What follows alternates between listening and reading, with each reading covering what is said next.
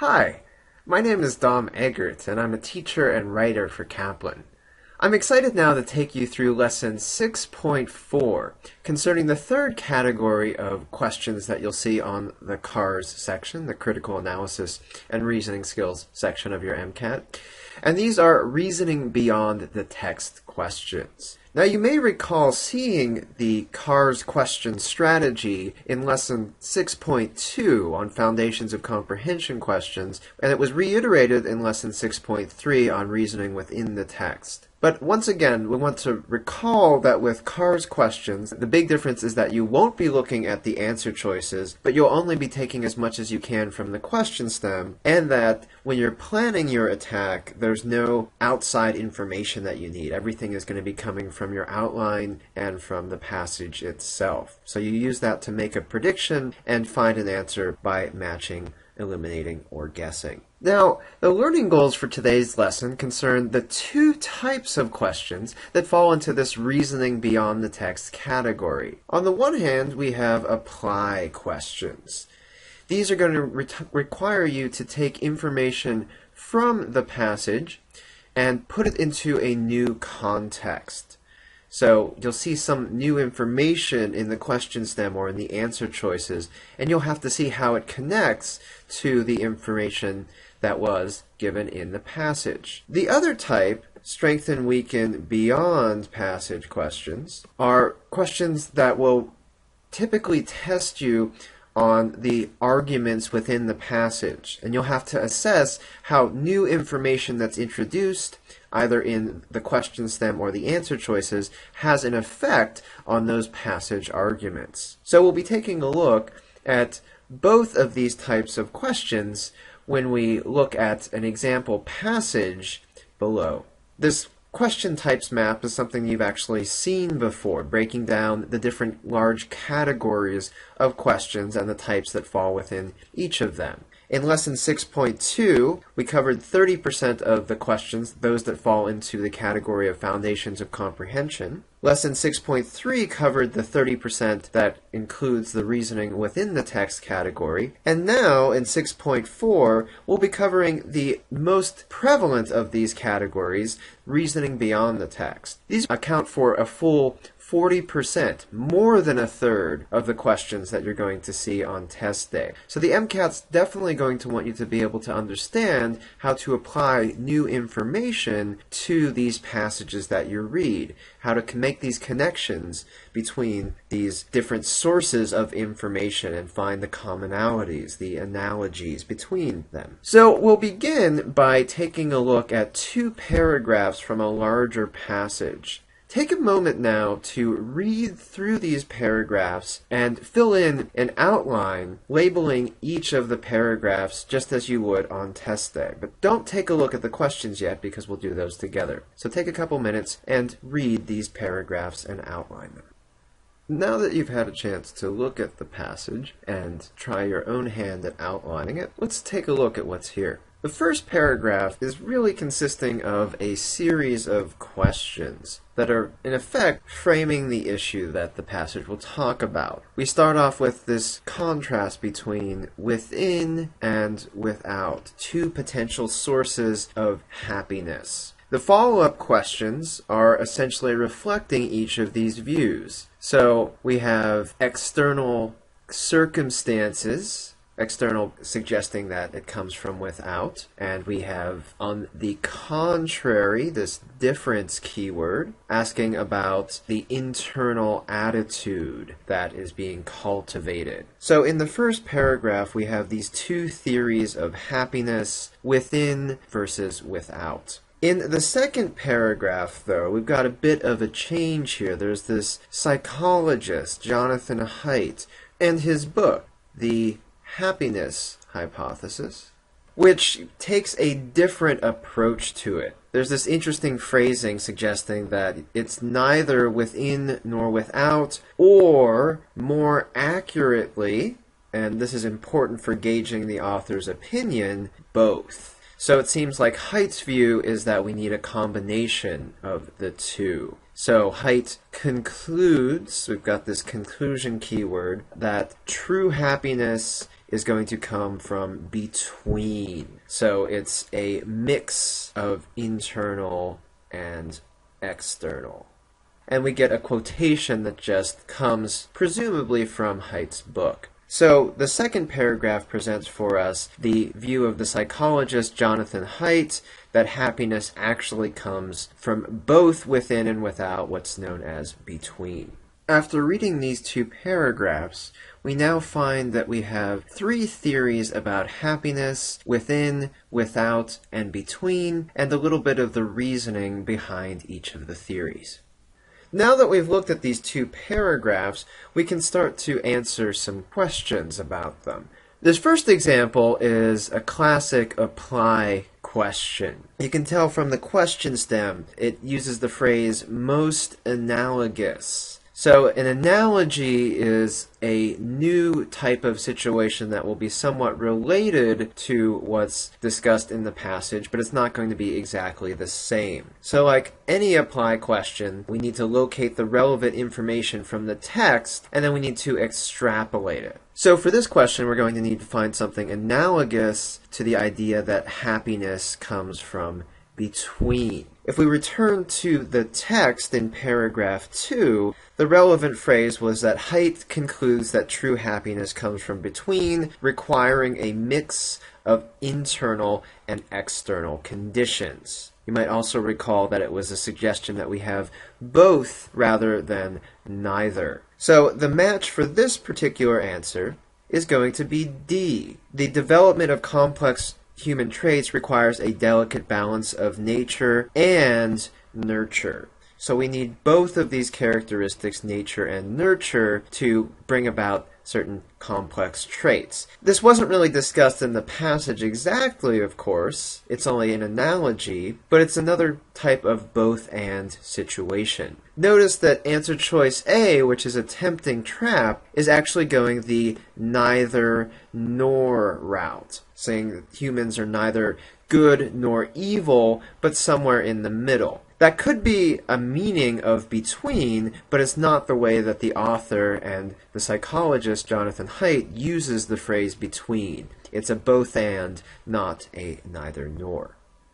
Moving on to the second question now, we have a classic strengthen, weaken beyond the passage type of question. We have an extensive cross-cultural study that reveals, so the results of this study are that the happiest people tend to have the fewest attachments to material objects, and they want little besides what they already possess. And our question is ultimately, what effect would this have on the passage? So, like any strengthen, weaken beyond type of question, we're looking for the impact of this new information on arguments that are within the passage. Now, in a situation such as we have, our Kaplan tip is helpful. Here there's a case where we're looking for the effect of new information, but there's multiple views that are being put forth. There's more than one conclusion which could be affected. So what we'll want to do with this particular question then is to think about what's the impact on each of the different views that are discussed. So if we do that for this question, we'll find that this view sounds a lot like the within view and not so much like without or between.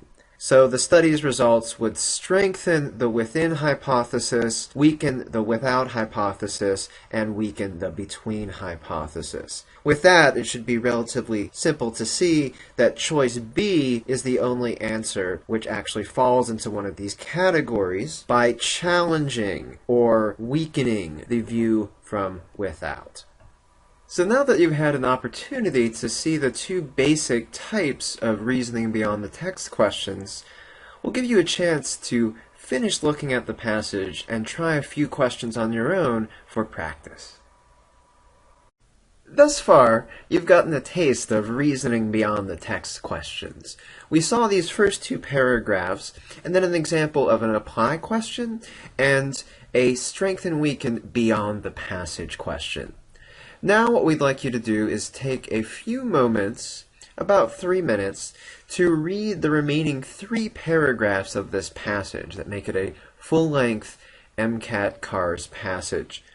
After you've read those 3 paragraphs, with each paragraph, provide a label for them. So you're going to finish your outline and include with that outline some reflection upon the goal of the passage, which you'll also want to add in the space provided in your book. So take 3 minutes now to read the last paragraphs and outline them. Now that you've had a chance to do that, let's review the passage. We saw in these first 2 paragraphs the distinction between a version of happiness that is said to come from within and one that comes from without. So an internal kind of happiness and an external sort of happiness. Then in the second paragraph, we saw Jonathan Haidt's hypothesis that happiness comes from between, requiring this mix of internal and external. As we move on to the third paragraph, we're going to see that this book has a larger focus. The author notes that Haidt's book as a whole examines 10 key ideas about human psychology. And an example is given. For example, we have the adversity hypothesis. And then we see that there's 2 versions of this that the author discusses. One that suggests that adversity can lead to growth, a weaker version, and then a stronger version that adversity must cause growth. So we see that the data is only going to support a limited version of that stronger view. So one possible label for this would be to discuss the larger focus of the book, these 10 ideas, and note the example of the adversity hypothesis. Moving on to paragraph 4, we see something else that the author considers to be perhaps the most fascinating part of Haidt's book, and this is the concept that is known as divinity with or without God. The idea here is that Haidt is himself a non-believer, but he recognizes this bit of data, this key finding that religious believers have greater life satisfaction, especially those who are members of spiritual communities. So Haidt is recognizing that there needs to be something like this and discusses analogs of spiritual elevation. So something like divinity, but not necessarily involving traditional elements of religion. So for this paragraph, you could label the role of divinity in happiness, even though Haidt is himself not religious. We have something like divinity. Finally, in the 5th paragraph, we see some new ideas here, this argument that Haidt makes about social space having 3 dimensions to it, and these are ethical dimensions. This indicates that we're going to see a list of 3 different items, and this is probably going to fill the rest of the paragraph. So we get the ethic of autonomy, which is having to do with individual freedom. We have the ethic of community, which has to do with groups and companies and families and nations and other organizations like that. And then lastly, we have the ethic of divinity, which makes this distinction between the sacred and the profane. And it ultimately has to do with a connection to something larger. So these are all going to be important aspects of that happiness coming from between as the paragraph culminates. So we see for this paragraph something like 3 dimensions of ethics, autonomy, community, and divinity. So putting this all together in our outline, paragraph 1 gave us the 2 theories of happiness within and without. Paragraph 2 gave us the idea of happiness coming from between, which is Haidt's key idea. Then we saw that his book had this larger focus, 10 ideas, and one of them was the adversity hypothesis. We get another one of these ideas involving divinity with or without God. Haidt is himself not religious, but sees the importance of this in happiness. And then these 3 dimensions of ethics, the autonomy, community, and divinity. So overall, what this passage is doing is explaining ideas from Haidt's book. giving us a variety of the different themes that are discussed there, just a taste of what's going on in the book. Now that we've got an outline, use this in conjunction with the passage to answer the 5 questions that follow. Be sure to follow the question method, assessing the question to determine the difficulty and whether you want to work on that question now or later, planning your attack, and include in that what question type you have there to have an idea of what strategy that you want to use. Execute that plan, making a prediction about what you can expect the correct answer to be, and then finally answer the question by matching, eliminating, or guessing. So take a few minutes now to answer the 5 questions, and then we'll review. Now that you've had the opportunity to try these 5 questions, let's review them. The first of these, number 3, asks us which of the following scenarios would most challenge the limited version of the strong adversity hypothesis that Haidt endorses. The word challenge is just a synonym for weaken, so this must be a strengthen, weaken beyond the passage question. In order to research this question, let's go back to paragraph 3 and look at what this limited version of the adversity hypothesis is. So we're told that the data support this limited version of the strong view, and it requires a number of conditions. It has to happen at the right time, which is described as young adulthood.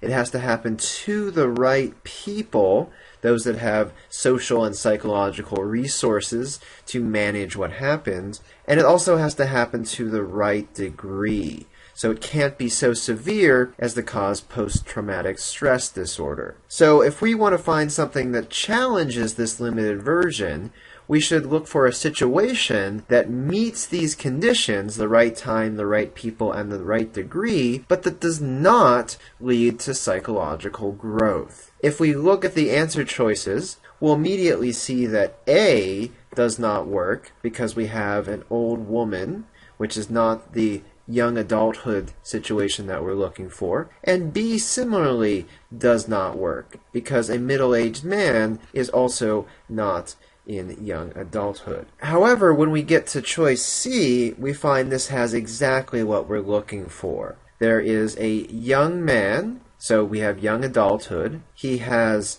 close family connections, so these are the social resources that are necessary. And he undergoes relatively minor suffering, losing his beloved cat. Despite meeting these 3 criteria, we still find that he is debilitated for life.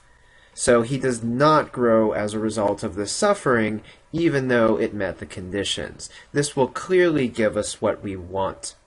Choice D does not work because even though we have a young woman who has the psychological resources, healthy coping skills, she loses her entire family. And this tragic accident causes her the post-traumatic stress disorder, which the limited version said was not something that could happen. So this is too severe of a situation. It does not conflict with the limited view. Thus, we can see with confidence that choice C must be correct. Looking at question 4 now, it asks, based on the discussion in paragraph 5, a person who prioritizes an ethic of community can most reasonably be expected to. And we have to complete the sentence here. What we have is an apply question. In fact, this is one of the 3 most common variants of apply questions. You find those that ask for examples of concepts, those that ask for an author's response to some new situation, and those that ask for the expected outcome to some new scenario that would be suggested by the passage, and that's what we have in this case. In order to answer this question, we'll again want to go back to the text in that paragraph 5 and look at what precisely this ethic of community requires. So in paragraph 5 we had the contrasts between the ethic of autonomy, which was about individual freedom, And then we had the ethic of community, which is more about protecting groups. Given that, we can see that answer choice D, that such an individual would be willing to sacrifice the rights of individuals for the sake of the greater good of humanity, that D would indeed be our correct response. Here, this is something that someone who follows the ethic of community would be likely to do. There's no group larger than humanity, so clearly the good of the group will outweigh the good of individuals for an individual who is prioritizing this ethic.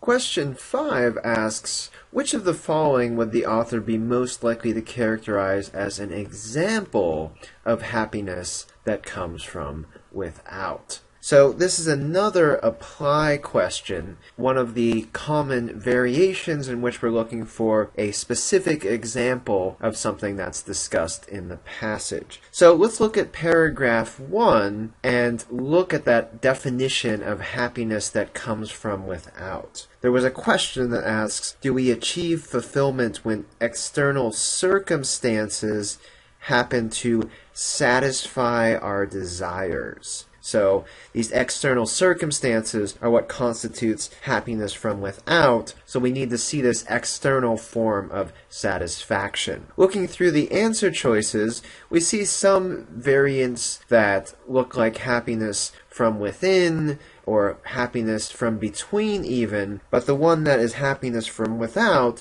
is choice C. Believe it or not, receiving her diploma is actually some kind of external satisfaction. It's not really coming from within, but it's something that she gets from outside. So choice C is happiness from without. Looking at question 6 now, it asks, which of the following statements, if true, would give the greatest support to the contention that happiness requires the recognition of something like divinity? The language of greatest support reveals that this is a strengthen, weaken beyond the passage question. In order to research this question, we'll have to go back to the paragraphs that discuss divinity. First, in paragraph 4, we saw how Jonathan Haidt mentioned analogs of spiritual elevation. And even without the overtly religious elements, these could fall into the category of divinity with or without God. Then, in paragraph 5, we saw more about the ethic of divinity, one of those 3 ethics that was described. And this allowed for a connection to something larger. That connection played a crucial role in human flourishing or happiness. Putting these ideas together, what we want to look for is something that suggests religious non-believers find something like divinity that gives them a connection to something greater. And this shows us that choice B, concerning the happiest religious non-believers who do find that connection to something greater, must be the correct answer. If true, it would show that even for those who are not religious, they still need something similar to divinity in order to reach happiness. Just one question left to go now, and it's a doozy. Number 7 reads, elsewhere in the happiness hypothesis, Haidt argues that humans possess divided selves, with conflicting parts that can make becoming happy more difficult. This argument helps to explain the claim from the passage that. Now you might be wondering, what type of question is this? It doesn't exactly seem to correspond to a strength and weaken question or to an apply question. And in fact, as the Kaplan tip reveals, some reasoning beyond the text questions won't fall into either category. Some of them might ask for an alternative explanation, others will ask for how would the author change the passage if we threw out this new challenging information, or, as in this case, the question might ask how new information will help to explain a part of the passage or shed further light on information that was given in the passage.